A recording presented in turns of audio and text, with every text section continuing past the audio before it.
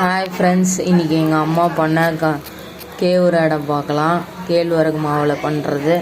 இதுதான் அந்த மிக்ஸு போட்டு வெங்காயம், உப்பு, பச்சை மிளகா, முருங்கீரை இதெல்லாம் போட்டு இது பண்ணிக்கணும். நல்லா ஊற வச்சுட்டு அதுக்கப்புறம் இந்த மாதிரி அடை மாதிரி தட்டிட்டு இந்த மாதிரி ஷேப்பில் வரும்.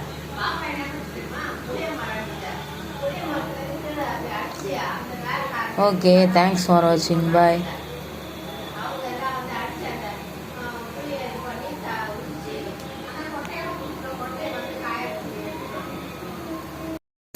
பார்த்தீங்களா, அந்த துணியில் தட்டினதை இப்போ நான் எடுத்து போட்டிருக்கேன்.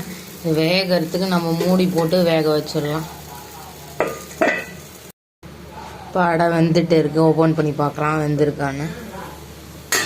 பார்த்தீங்களா, வெந்துட்டு இருக்குது.